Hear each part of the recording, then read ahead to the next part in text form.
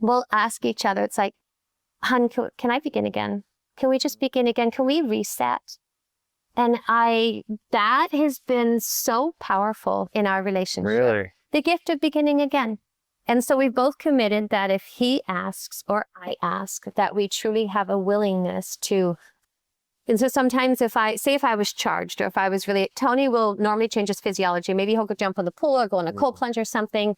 I don't know why, but I'll go brush my teeth. I'll wash my face. I'll say a prayer. I'll catch a breath. Yes. And I'll come back. And, you know, responsibility looks like, and you know what? I was so not being my best self. And I'm sure I came across harsh and charged. And I'm sorry. I'm sorry. And thank you for this moment. Thank you for this moment to begin again. Because life is always offering us this moment to begin again.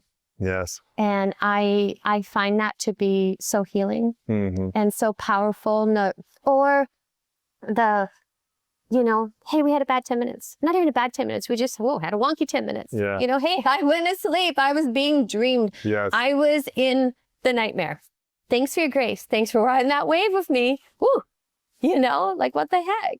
But that dance, that space, I think you know, Tony and I have been together for 25 years. Wow. So you get over yourself. How long married?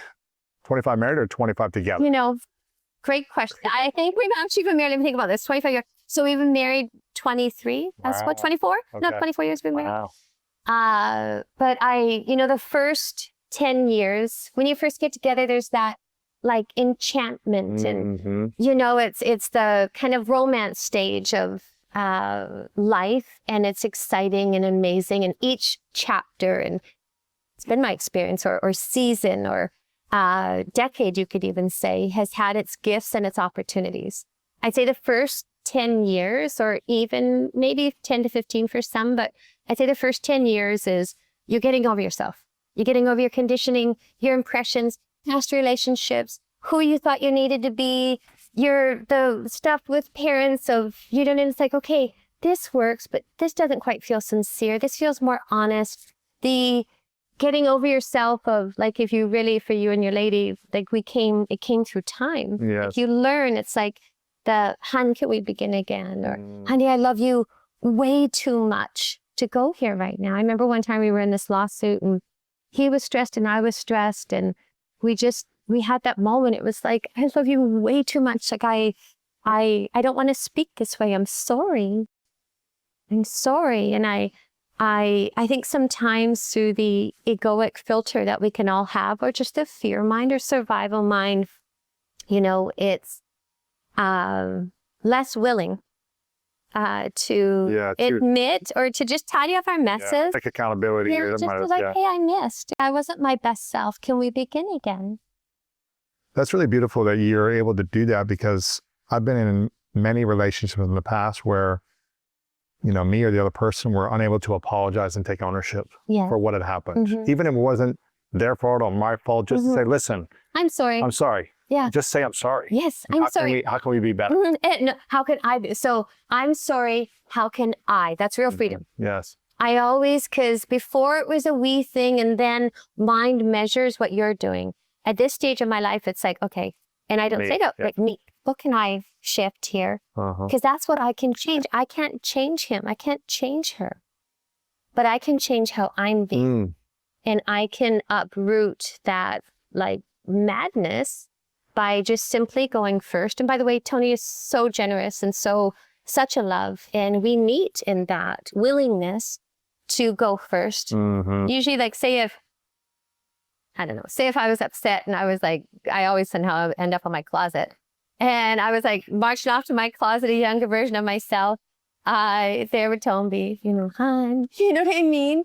I think that's the unexpected, disarming in relationship, is just go first. Because otherwise we're waiting for the other person. That he should say sorry to me. She should say sorry. It's all the shoulds and shouldn'ts, and it gets weird. It's weird, and then we expect them. I have some friends who are married for a long time, and they have like a game within each other in the relationship that's, whoever apologizes first wins. It's like, and whoever listens to, hey, what did I do that can really support better the next time? Like whoever listens the most and apologize first, like get some type of like winning in the relationship where it's like, it's not about you did this to me. It's like, let me understand you more. Yes. And I'm sorry I didn't understand you or I messed up in some way. And letting your guard down first as opposed to holding that grudge or, you know. Because the true winning, Lewis, is our own inner clarity and our own inner freedom, our own inner way of being. Every time I say, I'm so willing to say sorry at this stage of my life because it's so selfish. I want to feel free. I value ease and peace, and it doesn't mean that I'm that every moment. And so, you know, through all these, I suppose they're just awareness, awareness, because it's so, you know, we can just all fall asleep believing it's them. I know you do a lot of teaching with Tony about relationships and at Date with Destiny specifically. Date with Destiny, as we share. But you also have an event online, she'sunstoppablesummit.com, that's coming up where you teach just a lot of these different things. I'm curious, in 25 years of the relationship, is that right? A quarter of a century? That's crazy to think about. It blows my mind. In a quarter of a century of being in a relationship at such a high level where you guys are both leaders, running massive businesses, on stage in front of tens of thousands of people every week, every month, virtually in front of millions of people every quarter, whenever it might be. What is the 3 biggest lessons you've learned about marriage, intimacy, and relationships over 25 years together personally? It only gets better. It only gets better, especially if we're willing to get over ourselves. The second part is the key. Yeah. Especially if we're willing to get over ourselves. It doesn't get better if you're not willing to do that. Gets wonky. Gets frickin' wonky. Reality is more beautiful than the fantasy of the dream and the romance of what, you know, it's been my experience that like that, I don't know, like it looks this way, it's supposed to look this way, it's supposed to feel this way.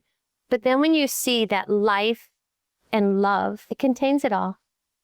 Contains it all, contains the beauty of it, contains the mess of it, contains life, birth, death, all of it. And I think through our trajectory, being together for 25 years, you come to recognize that. And it's actually more beautiful. It's more beautiful. And it's, you know, I remember when we first got together and it was like, you know, we're going to get married and, you know, we're going to have a baby. And it was all these things that, you know what I mean? These things that we're going to do.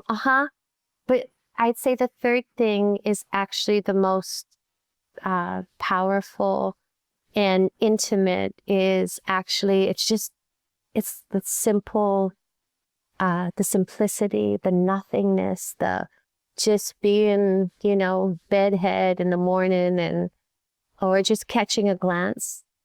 You know, even if sometimes it's just that moment that is so much more powerful and true and beautiful than all the things we were traveling, doing events like, gosh, close to like 260, 75 days of the year. And we've worked incredibly. We'd pull like a 20-hour day and not even blink an eye, literally, and still can and do. But we make our moments matter. Thank you for watching this video. If you want more inspiring clips like this, make sure to click right here to subscribe and click right here to watch that next video that is specific to support you in your life.